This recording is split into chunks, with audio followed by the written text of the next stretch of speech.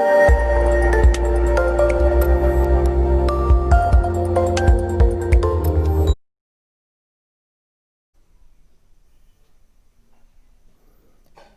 Everyone, very good afternoon. इस video के माध्यम से हम लोग पढ़ने वाले हैं कक्षा 8 का चैप्टर नंबर फर्स्ट, बीड़ा वादनी वर्दे। इस चैप्टर का सेकंड पार्ट। इससे पहले हमने फर्स्ट पार्ट को कंप्लीट कर लिया था, उसमें हमने संदर्भ सहित व्याख्या देखा था। और इस वीडियो में हम लोग पढ़ने वाले हैं इस चैप्टर के महत्वपूर्ण प्रश्न अभ्यास, यानी कि इस चैप्टर का एक्सरसाइज करने वाले हैं। तो आइए देखते हैं। सबसे पहला प्रश्न यहाँ पे दिया गया है, कुछ करने को विचार और कल्पना से। तो अपने आप से विचार करना है। यहाँ पे कुछ प्रश्न दिए होंगे जो कि अपने आप से कल्पना करके विचार करके बताना है। पहला प्रश्न यहाँ पे दिया गया है, इस कविता में कवि द्वारा माँ सरस्वती से भारत और संसार के लिए अनेक वरदान मांगे गए हैं। आप अपने विद्यालय के लिए क्या क्या वरदान मांगना चाहते हैं? तो जैसा कि यहाँ पे बच्चों दिख रहा होगा आपको, जो कवि है वो माँ सरस्वती से भारत और संसार के लिए अनेक वरदान मांगे हैं। आपने वीडियो में पढ़ा, वीडियो में देखा। इसी प्रकार आपको कल्पना करना है, सोचना है कि आप अपने विद्यालय के लिए क्या क्या वरदान मांगना चाहेंगे। तो अपने आप से आप इस प्रश्न का आंसर भी दे सकते हैं। अगर नहीं आ रहा तो आपके लिए यहाँ पे उत्तर दिया जा रहा है। उत्तर में लिखेंगे, हम अपने विद्यालय के लिए शिक्षा प्रसार में अग्रणी तथा ख्याति प्राप्त होने का वरदान मांगेंगे। यानी कहीं ना कहीं जो हमारा विद्यालय हो शिक्षा में प्रसार करे और अग्रणी हो तथा ख्याति प्राप्त हो, ऐसा वरदान हम मांगना चाहेंगे। अगला प्रश्न है कविता से। कविता से पहला प्रश्न देखते हैं, कविता में भारत के लिए क्या वरदान मांगा गया है? उत्तर में लिखेंगे, यहाँ से आपका उत्तर स्टार्ट होता है। तो कविता में भारत के लिए स्वतंत्रता, अमरत्व, ज्ञान और नव जागरण का वरदान मांगा गया है। प्रश्न नंबर सेकंड है, तालिका के खंड का और खंड खा से शब्द चुनकर शब्द युग्म बनाइए। यहाँ पे आपको दो तालिका दी गई हैं, एक तरफ खंड का है, एक तरफ खंड खा है। तो यहाँ पे कुछ शब्द दिए गए हैं जिनका हमें युग्म बनाना है, यानी कि जोड़ा बनाना है। जैसे कि आपका बीड़ा वादनी वर्दे, यानी कहीं ना कहीं ये दोनों में क्या है, एक युग्म बन रहा है। उसी प्रकार से अगला शब्द है स्वतंत्र का युग्म हो जाएगा रौ। इसी प्रकार अंध का उर हो जाएगा, बिहक का वृंद हो जाएगा। ये भी उसी पार्ट में है। इसमें ताल में छंद, बंधन, स्तर, अमृत, मंत्र, जलद, मद्रव। तो इस प्रकार से यहाँ पे युग में कंप्लीट होता है। ये अपने बुक में आप देखेंगे तो वहाँ पे ये युग में बनते हुए दिखेंगे, वहीं से लिया गया है। प्रश्न नंबर 3 है, पंक्तियों का भाव स्पष्ट कीजिए। पहला प्रश्न है, काट अंध उर के बंधन स्तर, बहा जननी ज्योतिर्मय निर्झर। इस पंक्ति का हमें भाव स्पष्ट करना है। तो आइए देखते हैं इसका मतलब क्या होता है, इसका आशय क्या है। तो लिखेंगे, अज्ञानी पुरुषों का ज्ञान दूर करो और ज्ञान का स्रोत बहा दो। अगली पंक्ति है, कलुष भेद तम हर, प्रकाश भर जगमग जग कर दे। इसका भाव इस प्रकार से है, इसका आशय इस प्रकार से है, जितने भी पाप दोष और तथा अज्ञानता है उन्हें दूर करे और ज्ञान के प्रकाश से संसार को जगमग कर दो।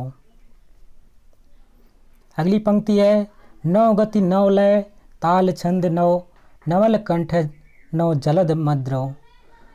तो इसका भी हमने भाव बताना है।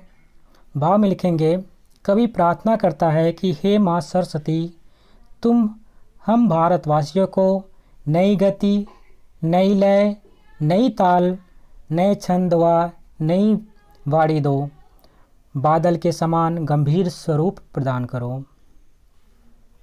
आपने इससे पहले पार्ट में सबको पढ़ भी चुके हैं, वहाँ पे आप देख सकते हैं।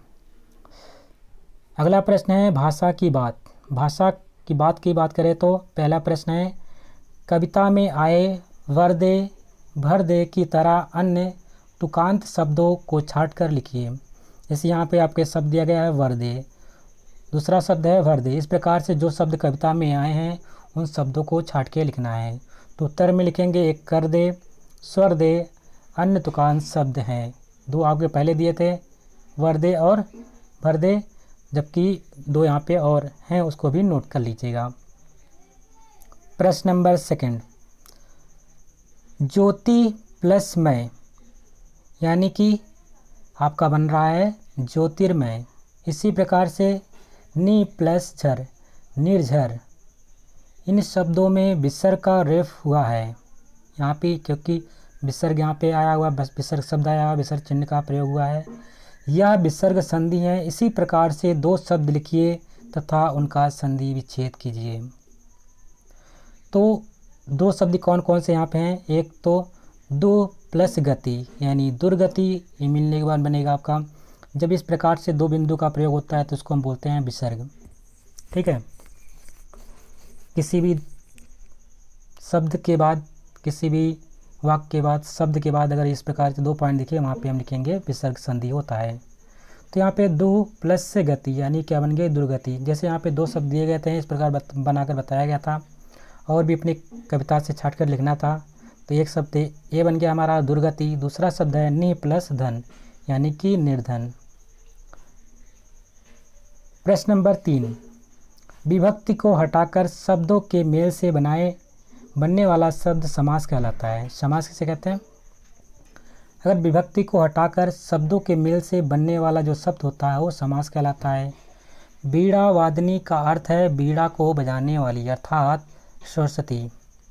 यह बहुब्रीहि समास का उदाहरण है। इसी प्रकार गजानन, पीताम्बर, चतुरानन शब्दों में भी बहुब्रीहि समास है। इनका विग्रह कीजिए।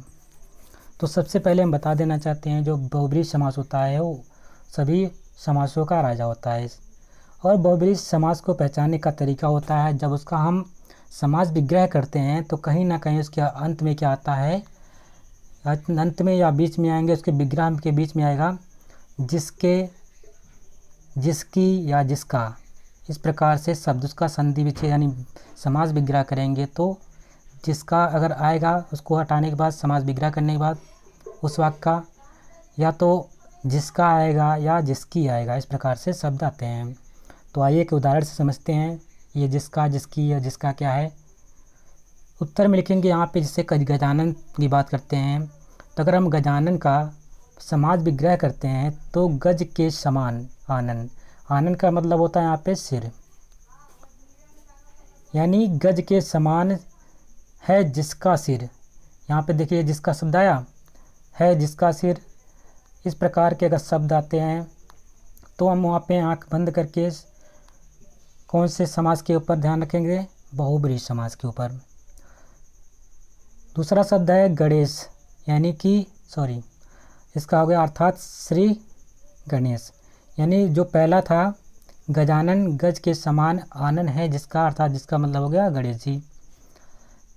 दूसरा शब्द है पीताम्बर। पीताम्बर में है पीले हैं अंबर यानी कि वस्त्र जिसके। अब देखिए यहाँ पे कौन सा शब्द आया, अभी यहाँ पे ऊपर आता है जिसका, इसमें आया जिसके, अर्थात विष्णु।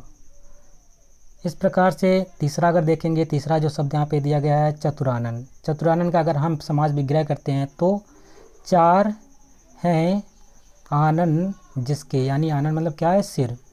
चार हैं सिर जिसके, अर्थात कौन है? ब्रह्मा जी। ब्रह्मा जी के कितने सिर हैं? 4 सिर हैं। अगर हम बताते हैं इसी प्रकार दशानन की अगर बात आती है तो आपने दशानन का नाम सुना होगा, कौन है? 10 सिर हैं जिसके या 10 आनन है जिसके, कौन हो जाएगा? अर्थात रावण। तो जहाँ पे जिसकी, जिसका, है जिसके, है जिसकी, इस प्रकार से अगर समास विग्रह करने के बाद शब्द आएँ तो वहाँ पे कौन सा समास होता है? बहुब्रीहि समास होता है। नौ गति में 9 गुणवाचक विशेषण है। यह गति शब्द की विशेषता बताता है। कविता में 9 अन्य किन शब्दों के विशेषण के रूप में आया है, इसे लिखना है। तो थोड़ा हम समझ लेते हैं गुणवाचक विशेषण होता क्या है। जब वह किसी की विशेषता, किसी के गुण की विशेषता बताता है कोई शब्द, तो उसको हम बोलते हैं गुणवाचक विशेषण। जैसे यहाँ पे एक नौ शब्द आया है, नौ किसकी विशेषता बता रहा है, वो गति की विशेषता बता रहा है, यानी कि नौ एक क्या है, किसी के गुण की विशेषता बता रहा है, तो नौ एक गुणवाचक विशेषण है। इस प्रकार से कविता में कई जगह नौ शब्द आया है, अन्य अन्य दूसरों शब्दों के साथ ये नौ शब्द लगा हुआ है। तो वो दूसरे शब्द कौन से हैं जिनका ये विशेषता बता रहा है, जिनके गुण की विशेषता बता रहा है, उसको हमें लिखना है। तो आइए देखते हैं। सबसे पहला, कविता में 9 शब्द